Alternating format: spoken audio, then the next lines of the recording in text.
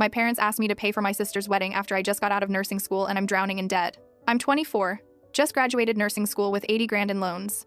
My sister Daniela is 22, dropped out sophomore year to become an influencer with 3,000 followers. She lives at home, doesn't pay rent, and posts TikToks about her aesthetic morning routines.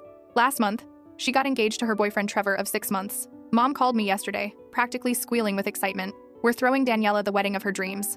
It'll be $30K, but don't worry, we figured out how to pay for it. I was confused. They've been struggling financially for years, behind on their mortgage payments. You'll cover it, right, honey?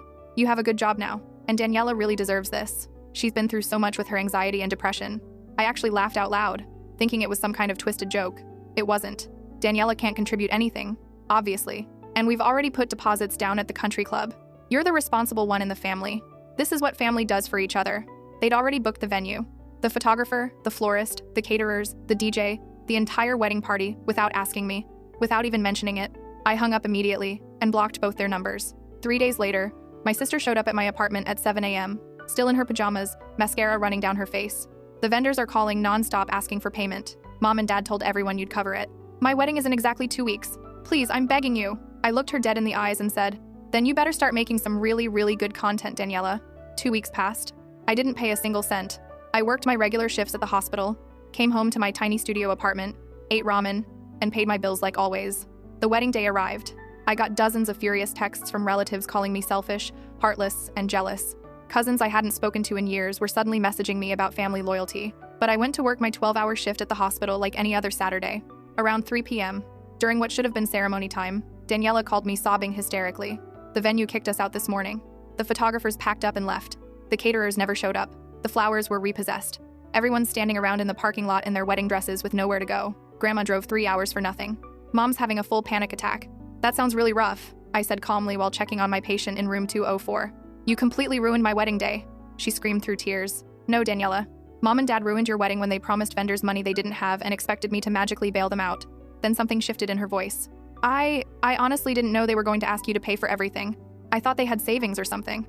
For the first time in years, my sister actually sounded genuinely sorry instead of just angry. They told me you offered to help because you were so excited and happy for me. They said you specifically wanted to do this as your gift to me. My heart sank. They'd manipulated both of us, playing us against each other. Daniela, I'm making $28 an hour as a brand new nurse. After my student loans, rent, car payment, and basic groceries, I have maybe $200 left each month. How exactly could I afford a $30,000 wedding? Long pause. I never actually thought about that. I just assumed because you have a real job that you were rich or something. That evening, Daniela forwarded me an email chain she'd found on Mom's laptop. My parents had been planning this for months. Use my name to secure wedding vendors, take out personal loans using my credentials, even rent equipment under my identity. The final email from Dad to Mom, dated 2 days before they called me, said, "Don't worry. By the time she figures it out, we'll have filed for bankruptcy under her name. Our credit stays clean. She takes the hit. She's young. She'll recover eventually." There were already 3 loan applications approved that I never authorized, totaling $67,000. The debt collectors would start calling tomorrow morning. I sat on my apartment floor staring at those emails for maybe 20 minutes, just sitting there with my phone in my hand while my brain tried to process what I was reading. My own parents, the people who raised me, who taught me right from wrong. They'd planned to destroy my entire financial future before it even started. The worst part wasn't even the money. It was the premeditation, the coldness of it. They'd sat down together and strategized how to ruin their own daughter's credit to pay for a party. I called Daniela back. My hands were shaking so hard I could barely hold the phone. "Forward me everything," I said.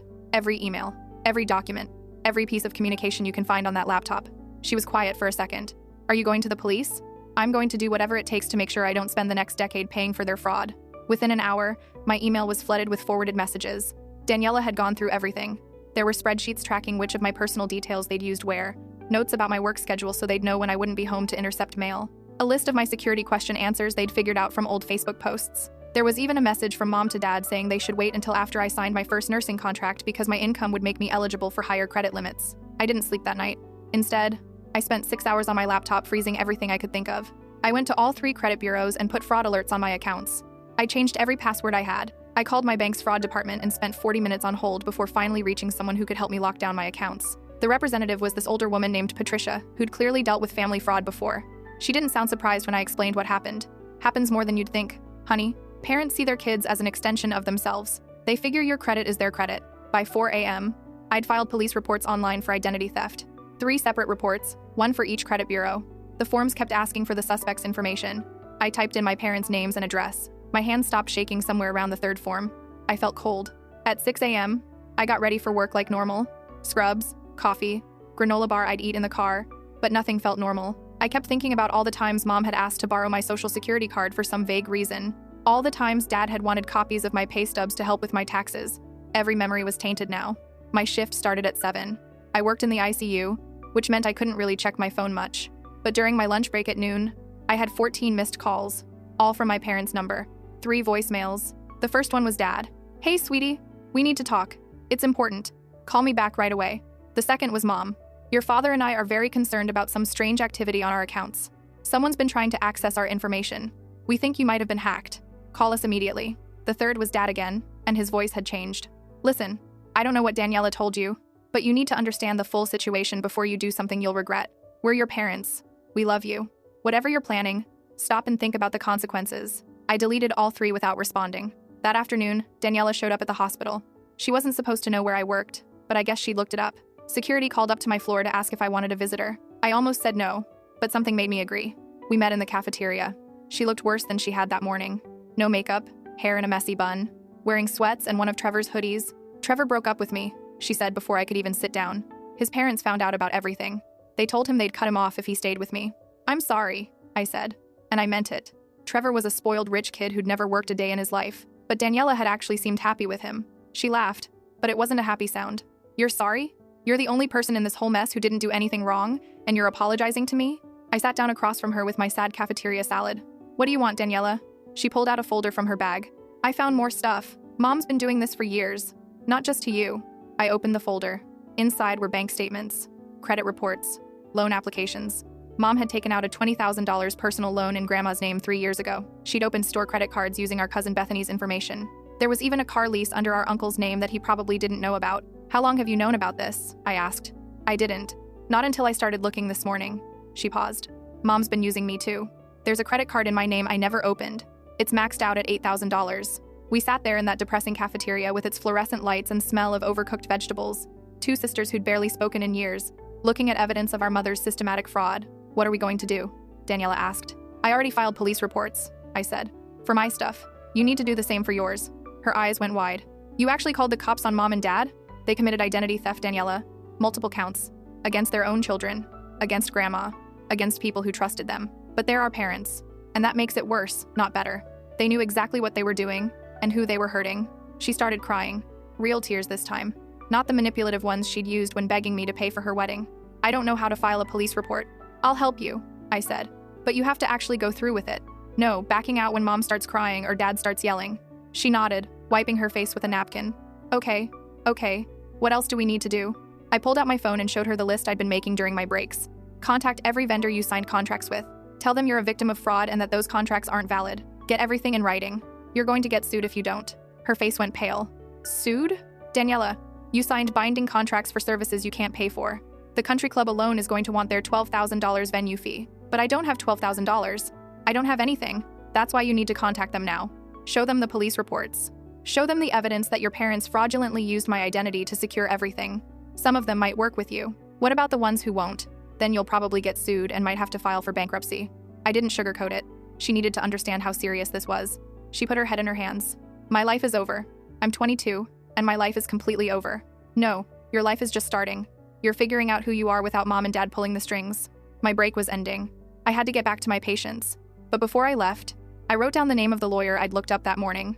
Someone who specialized in identity theft cases. "Call her," I said. "Tell her I referred you. She might take your case pro bono if you show her everything."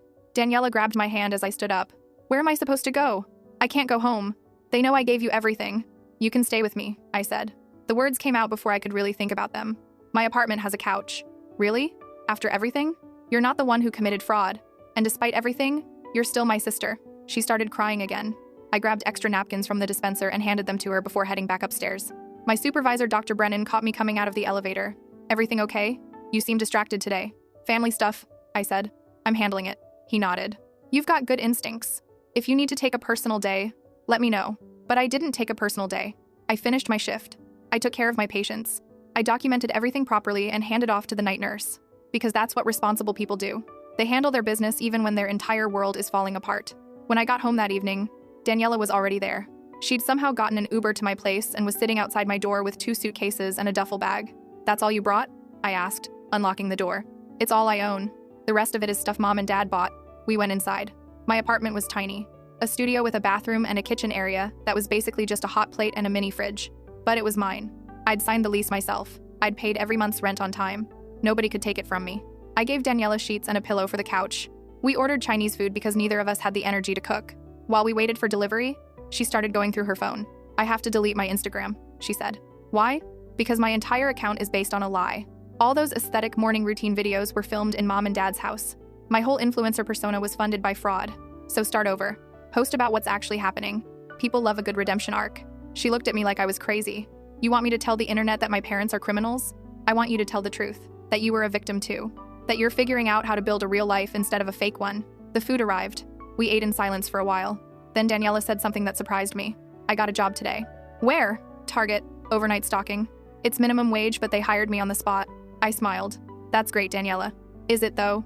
I'm 22 with no degree, no money, no prospects. I'm going to be stocking shelves while everyone I went to high school with is doing actual things with their lives. Everyone starts somewhere. I started at a nursing home wiping butts for $11 an hour. Now I'm in the ICU making $28. She picked at her low mane. "How did you do it? How did you get through school while working?" "I didn't have a choice. Student loans covered tuition but not living expenses. So I worked nights and weekends. Studied during breaks. Failed 2 classes and had to retake them. Cried in my car more times than I can count. Did Mom and Dad help at all? They helped by telling me I was wasting my time. That nursing was just glorified waitressing. That I should find a rich man to marry instead." Daniela put down her fork. "I'm sorry I believed them. When they told me you were selfish for not helping with the wedding, I believed them. I didn't even question it, because they've been manipulating us our whole lives," I said, "making us compete with each other. Telling you that you were special and me that I was the responsible one, keeping us divided so we wouldn't compare notes." My phone rang. Unknown number. I let it go to voicemail.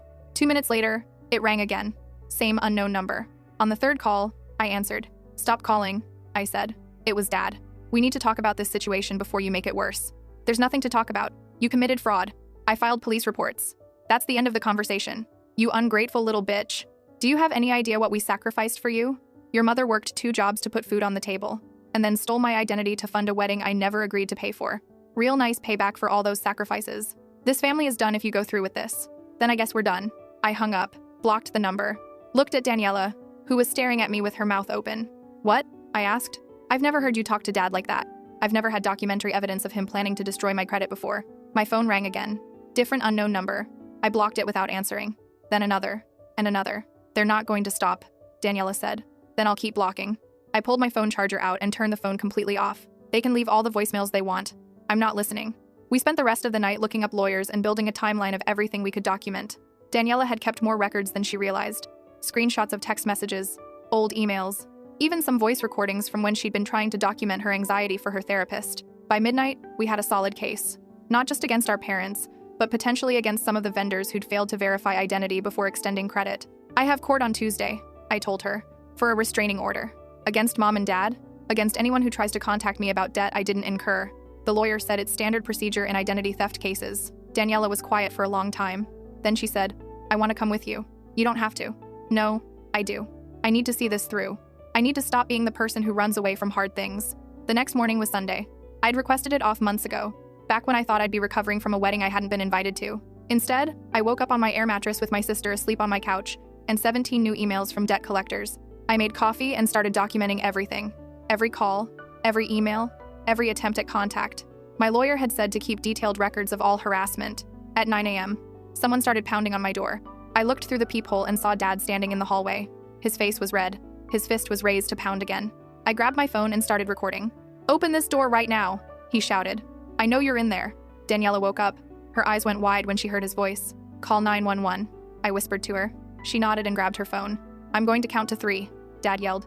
"If you don't open this door, I'm breaking it down." 1. I kept recording. 2. Daniela was on the phone with the dispatcher, speaking quietly. 3. He kicked the door, hard enough that I heard wood crack. My apartment was in an old building with cheap construction. He kicked it again. The building manager, Mrs. Chen, came running up the stairs. "What's going on here?" "My daughter stole important documents from me," Dad said. "I need to get them back." "This is private property," Mrs. Chen said. "I'm calling the police. I'm her father. I have a right to talk to her." "You have a right to leave before I have you arrested for attempted breaking and entering." The police arrived 6 minutes later. I know because I timed it on my recording. 2 officers, both looking tired and annoyed at being called to a domestic dispute on a Sunday morning. I opened the door once they were there. Dad started yelling immediately about how I'd stolen from him, how I was tearing the family apart, how I was an ungrateful daughter who owed him everything. The officers let him talk himself out. Then one of them, Officer Martinez, asked me what was going on. I showed him the police reports I'd filed online, the emails Daniela had forwarded, the loan documents with forged signatures. Officer Martinez's expression changed as he read through everything. He looked at Dad. "Sir, you need to come with us." "For what?" "I didn't do anything wrong. Identity theft is a felony, sir. You need to come down to the station and answer some questions." I watched them put Dad in the back of the patrol car. He was still yelling, still insisting he was the victim, still convinced that everything he'd done was justified because he was my parent. Mrs. Chen stood next to me as the police car drove away. "You did the right thing." "Doesn't feel like it," I said. "It never does when you're holding people accountable, but that doesn't make it wrong." I went back inside. Daniela was sitting on the couch crying. I sat next to her and we just stayed there for a while. 2 sisters who'd barely known each other. Suddenly, all the family we had left. Mom called from another unknown number at 2 p.m. This time I answered on speakerphone with my recording app running. "How could you have your father arrested?" She was crying. "He's in jail because of you. He's in jail because he committed multiple counts of identity theft. We're your parents. Everything we did was for this family. You did it to save your own credit while destroying mine. That's not family. That's fraud. You're just like your grandmother, cold and unforgiving. I should have known you'd turn out like this. Grandma who you stole $20,000 from? That grandmother?" Silence on the other end. "I know about all of it, Mom. Every loan, every credit card, every scam you've been running. And I've documented everything. If you testify against us, you'll regret it." "Is that a threat?" "It's a promise. Family doesn't turn on family. Then I guess I'm not family anymore." I hung up, added the recording to my evidence folder, sent it to my lawyer with a note about the direct threat. That evening, Daniela and I walked to the grocery store to buy actual food. Real groceries, not just ramen and frozen dinners. She'd gotten her first Target paycheck direct deposited and insisted on splitting everything 50-50. In the produce section, we ran into one of Mom's friends, Barbara, who'd known us since we were kids. "Girls, I heard about the wedding. Such a shame it fell through." Daniela looked at me. I nodded. "It didn't fall through," Daniela said. "Our parents committed fraud and tried to destroy our credit to pay for it." Barbara's smile froze. "Surely you're exaggerating." I pulled out my phone and showed her one of the loan documents. Mom forged my signature. That's my name, but not my handwriting. She took out $67,000 in loans I never authorized. Barbara's face went pale. She looked at Daniela. "And you're okay with her doing this? Pressing charges against your own mother?" "Our mother stole from us," Daniela said. "What exactly should we be okay with?" We finished our shopping while Barbara stood there in frozen foods, probably already texting the entire church directory. The next week was chaos. I went to work, came home, helped Daniela prepare for her own court date. We lived on chicken and rice because it was cheap and we could make big batches. Mom made bail and immediately started a campaign to paint me as the villain. She posted on Facebook about ungrateful children who abandoned their parents in their time of need. She called my aunts and uncles with sob stories about how I'd had Dad arrested over a simple misunderstanding. Most of them believed her at first, until Daniela started posting the actual documents, the forged signatures, the emails about intentionally destroying my credit, the loan applications with false information. My Aunt Rebecca was the first to reach out. "I'm so sorry. I had no idea. Your mother told us you were trying to get out of a promise you made." "There was no promise," I said. "Just fraud. What can I do to help?" "Spread the truth. Don't let her control the narrative." By Wednesday, the family was split. Half believed Mom's version where she was a victim of her ungrateful daughters. Half believed the documented evidence of systematic fraud. Thanksgiving was going to be interesting. On Thursday, I got a call from the country club. They'd received my documentation and were willing to drop their lawsuit against Daniela in exchange for testimony against my parents about how the contracts were fraudulently obtained. Same call came from the photographer, the florist, and the caterer. Everyone wanted their money back, and they'd figured out that my parents were the ones who'd actually committed the fraud. My lawyer filed to have all the fraudulent debts discharged under my name. The process would take months, maybe over a year, but at least it was started. Friday evening, Grandma showed up at my apartment. She was 76 and still drove her old Buick despite my grandfather's protests. She came in without knocking, took one look at our setup, and started crying. "I'm so sorry," she said. "I should have stopped this years ago." "What do you mean?" She sat down heavily on my couch. "Your mother has been doing this her whole life. She stole from me when she was in high school, forged my signature on a car loan when she was 20. I always forgave her because she was my daughter. I thought she'd grow out of it." Daniela and I exchanged looks. "She never grew out of it," Grandma continued. "She just got better at hiding it. And I enabled her by always bailing her out." "You knew?" I asked. "All this time you knew she was stealing from people?" "I knew she had a problem. I didn't know the extent until you filed those police reports and people started calling me. I found out she's been using my name for years. There's a storage unit in my name I never rented. A cell phone plan I never opened. A gym membership I definitely don't use." Grandma pulled out her checkbook. I want to help with your legal fees. You don't have to do that. Yes, I do. I have money saved. Your grandfather's life insurance. Our pension. We don't need it all. And maybe if I'd taken a stand years ago, you wouldn't be in this situation. She wrote a check for $10,000, handed it to me with shaking hands. I'm testifying against her too, Grandma said, at the trial. I'm done protecting her from consequences. That night, Daniela and I sat on the floor of my apartment eating pizza and watching her Instagram slowly transform. She'd started posting real content, videos about getting her first job, photos of our tiny apartment, honest captions about learning to adult after years of being sheltered. Her follower count had dropped from 3,000 to 1,200, but the engagement was higher than it had ever been. People like authenticity, she said, scrolling through comments. Who knew? Everyone except influencers, apparently. She laughed. It was the first real laugh I'd heard from her in weeks. On Monday, I got called into Dr. Brennan's office. My stomach dropped. Getting called to the supervisor's office is never good. Sit down, he said. I sat. He pulled out a stack of papers. These are complaints we've received about debt collectors calling the hospital asking for you. I felt my face burning. I'm so sorry. I've told them not to call here, but they keep finding new numbers. I know. He slid the papers across the desk. That's why I filed formal complaints with the FTC on behalf of the hospital. These collectors are violating federal law by calling your workplace. You filed complaints for me? For us? He said. They're harassing our staff. That affects patient care. I also spoke with HR, and we have resources for employees dealing with identity theft, financial counseling, legal aid, even some emergency assistance if you need it. I didn't know what to say. You're a good nurse, he continued. You show up, you do your job, you care about your patients. Whatever's happening in your personal life, you're handling it professionally. That deserves support, not judgment. I walked out of his office with a packet of resources, and for the first time in weeks, I felt like maybe everything would actually be okay. Tuesday was court. Daniela and I both dressed professionally. Me in the one suit I owned from nursing school interviews. Her in clothes borrowed from my closet that didn't quite fit right.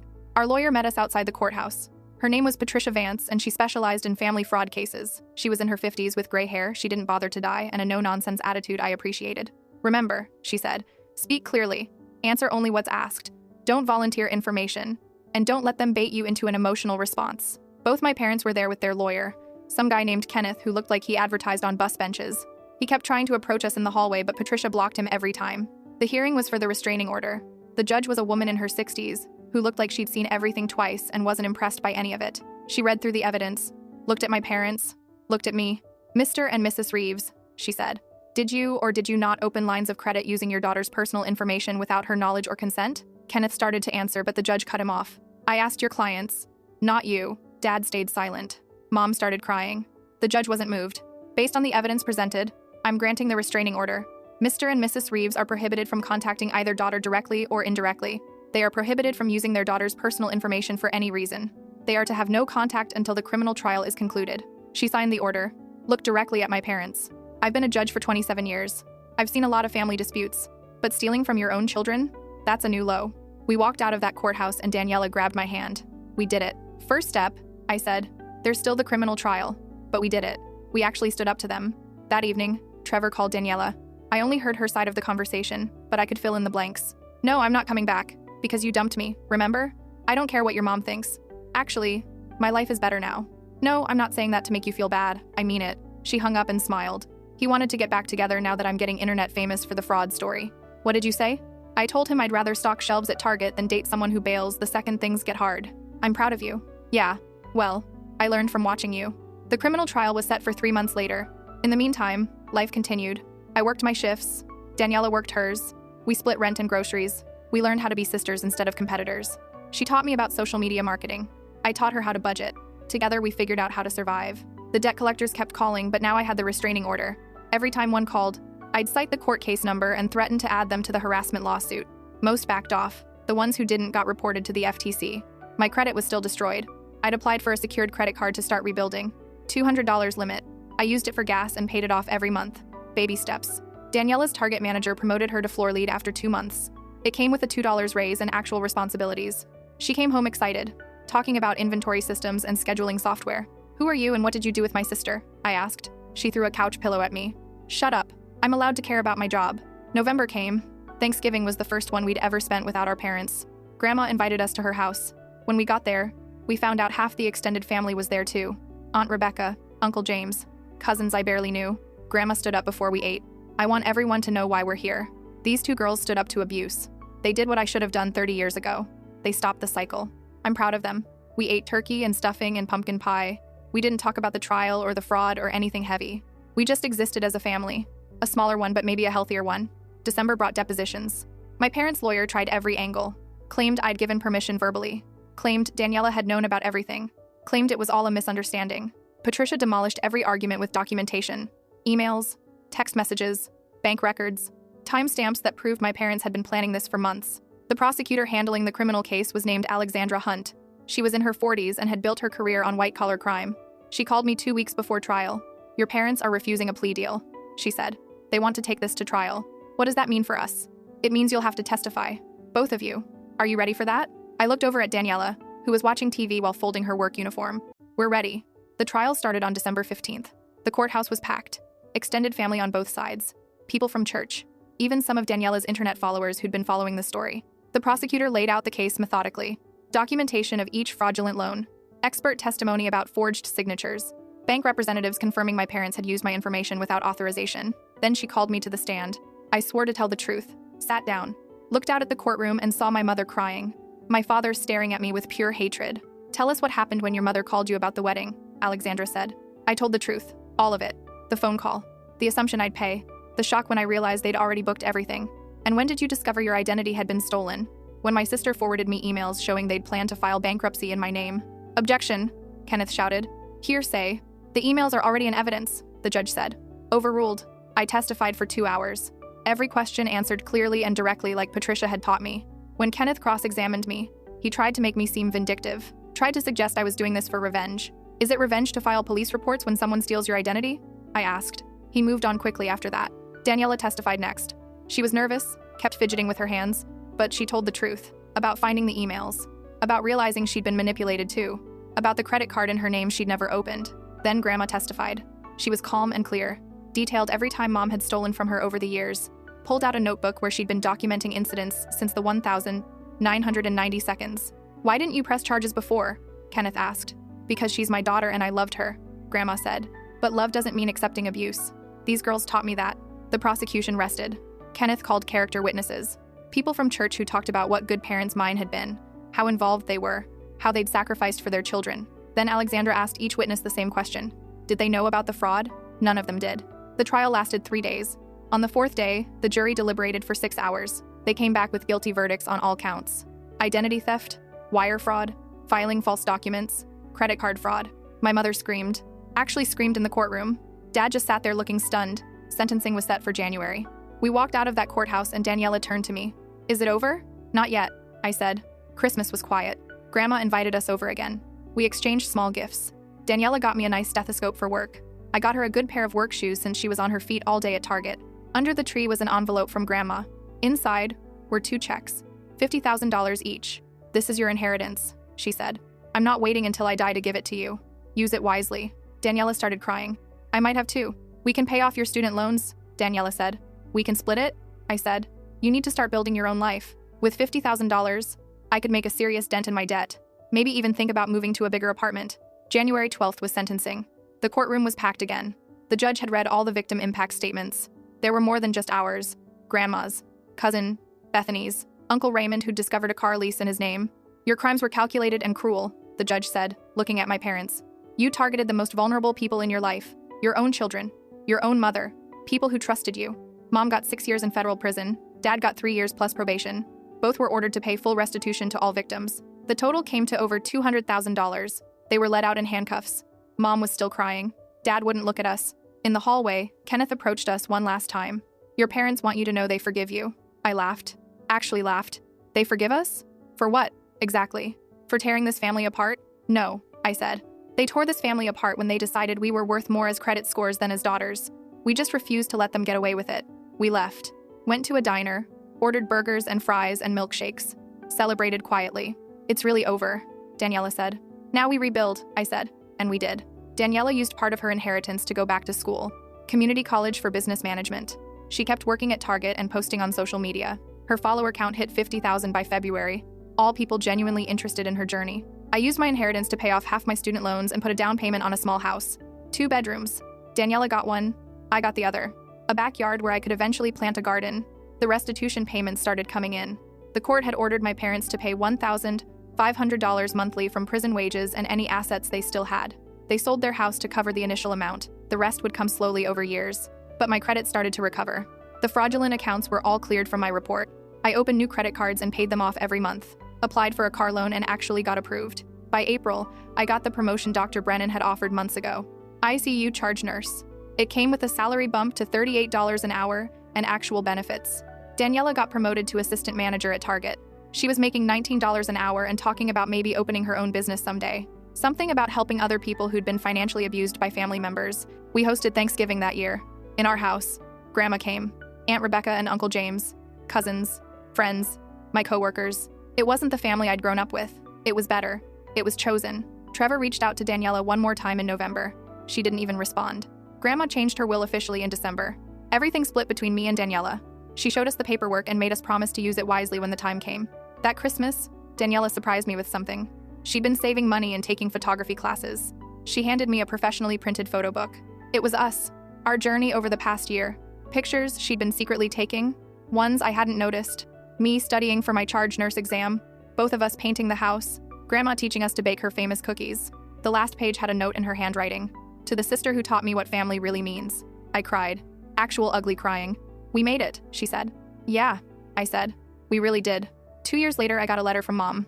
She'd be eligible for parole in 4 years and wanted to know if I'd write a letter of support. I didn't respond.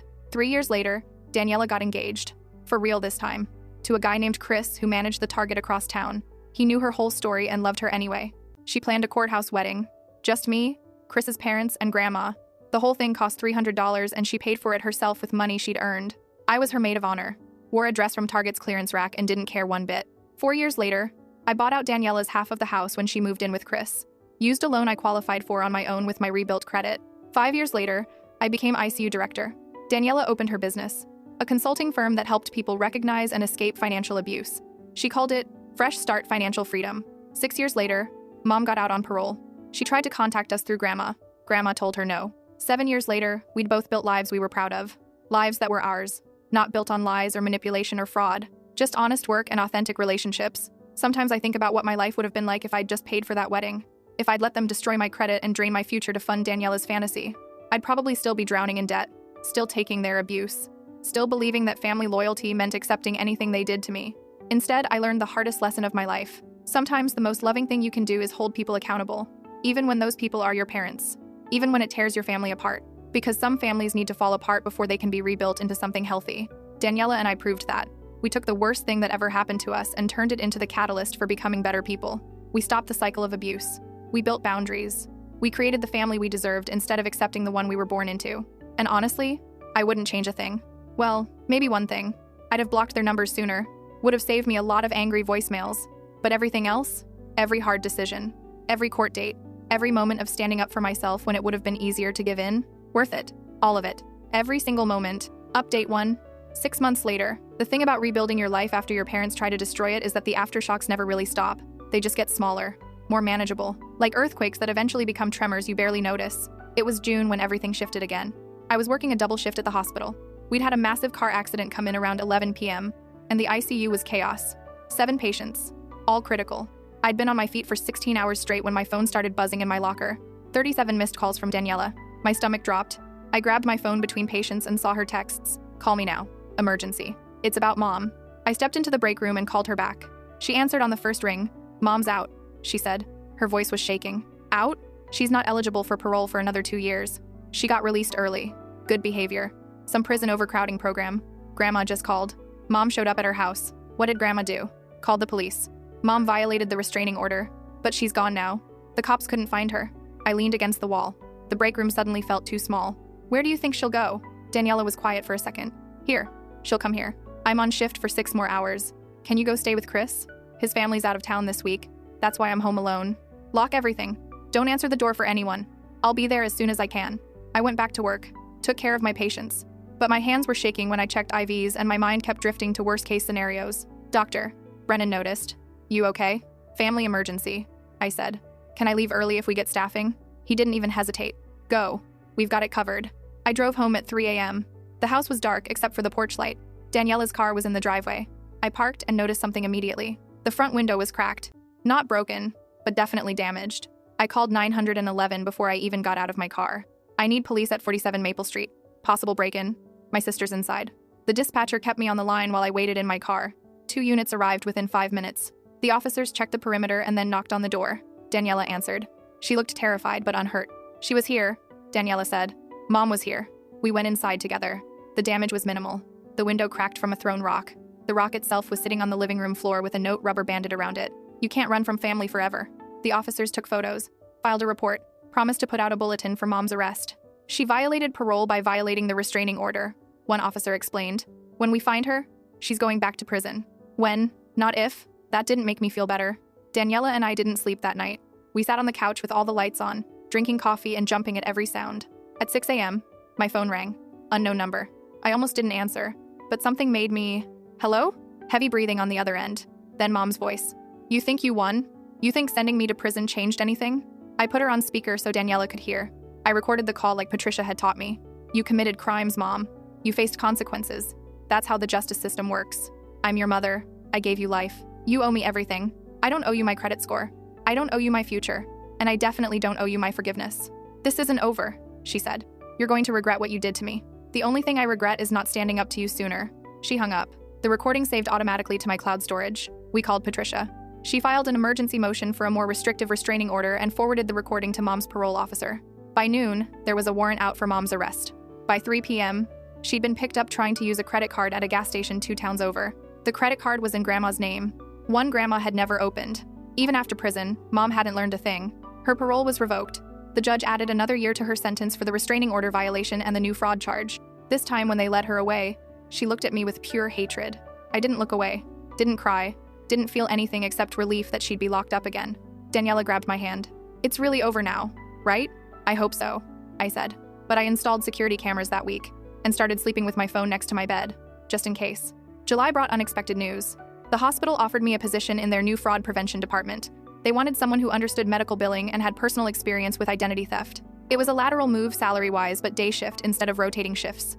Weekends off, and I'd be helping other people avoid what I'd been through. I took it. Daniela's business was growing too. She'd helped 12 people so far, walking them through the process of filing police reports, freezing credit, and rebuilding their lives after family fraud. One of her clients was a 19-year-old whose father had destroyed his credit before he even turned 18. She got him connected with legal aid and helped him file for emancipation. Another was a woman in her 50s whose husband had been stealing from her for decades. Daniela helped her gather evidence and file for divorce. We're making a difference, Daniela said one night over dinner. All the bad stuff led to this. I raised my glass of cheap wine. To turning trauma into purpose, she clinked her glass against mine. And to never talking to Mom again. August brought a surprise visit from Dad. He'd been released on good behavior after serving 2 years of his 3-year sentence. But unlike Mom, he didn't violate the restraining order. Instead, he sent a letter through his lawyer. Dear Riley and Daniela, I've had a lot of time to think about what I did and why I did it. I'm not writing to ask for forgiveness because I don't deserve it. I just want you to know that I'm sorry. Your mother convinced me that what we were doing was okay. That you owed us for raising you. That we had a right to use your credit because we gave you life. I know now that was wrong. Completely wrong. I enabled your mother's behavior for years, and I'm as guilty as she is. I'm working on making restitution payments. It'll take me the rest of my life to pay back what we stole. I don't expect a relationship with either of you. I just needed you to know that I understand what I did was unforgivable. I hope you're both happy and successful despite what we did to you. You deserved better parents. Dad. I read the letter 3 times. Showed it to Daniela. What do you think? She asked. I think it's too little, too late. But at least he's acknowledging it. Do you want to respond? No. Let him sit with his guilt. Maybe that's his consequence. We threw the letter away, moved on with our lives. September was Daniela's wedding. Small ceremony at the courthouse. Just immediate people who mattered. Chris cried when he saw her. Actual tears. He was a good guy. Worked hard. Treated my sister with respect. Didn't care about her past or her internet following. He just loved her. The real her. I stood next to her while they exchanged vows. Watched her promise to be honest, to communicate, to build a life based on trust. Everything our parents' marriage hadn't been. The reception was at our house. We cooked tacos and set up folding tables in the backyard. 30 people, music from a Bluetooth speaker, decorations from the dollar store. It was perfect. Grandma pulled me aside while Daniela and Chris cut their cake. You did good with her. We did good with each other, I said. She smiled. That's even better. October brought the final restitution payment from the court-ordered asset seizure. My parents' remaining possessions had been sold at auction. I received $27,000. Daniela received $31,000. The rest went to other victims. I used mine to pay off the remainder of my student loans. Every single penny. For the first time since I was 18, I was debt-free. I logged into my loan servicer account and watched the balance hit $0. Then I sat there and cried. Not sad tears, relief tears. I'd done it. I'd survived nursing school, identity theft, family trauma, and years of financial stress, and I'd made it to the other side. Daniela paid off her community college tuition and put the rest into savings for her business expansion. November was Thanksgiving again, our second one in our house. The guest list had grown. More coworkers, more friends, some of Daniela's clients who'd become friends. We went around the table saying what we were grateful for. When it got to me, I said, I'm grateful for the worst thing that ever happened to me, because it led to the best thing, finding out who I really am when everything's stripped away. Daniela squeezed my hand. December brought Christmas and the anniversary of when everything started. 2 years since that phone call about the wedding. Daniela and I baked cookies using Grandma's recipe, watched holiday movies, exchanged small gifts. She got me a framed photo of us from her wedding. I got her a business planner and new laptop for her growing client base. We didn't talk about our parents. Didn't wonder what they were doing. Didn't care. They'd made their choices. We'd made ours. And our choices had led us here. To this life. To happiness earned through hard work and painful growth. New Year's Eve. I stayed home. Daniela and Chris went to a party, but I just wanted quiet. I sat on my couch in my house that I owned, in a life I'd built from scratch after my parents tried to destroy it. My phone didn't ring at midnight. No one called to wish me Happy New Year. And that was perfect, because I didn't need anyone's validation anymore. Didn't need family approval or parental pride. I had something better. I had self-respect. And a sister who'd become my best friend. And a grandmother who'd finally broken the cycle of enabling abuse. I had a career I was good at. A home I loved. Financial security I'd earned. At 12:01 a.m., I texted Daniela. Happy New Year. Love you. She responded immediately. Love you too. Best sister ever. I smiled and went to bed. The aftershocks had finally stopped.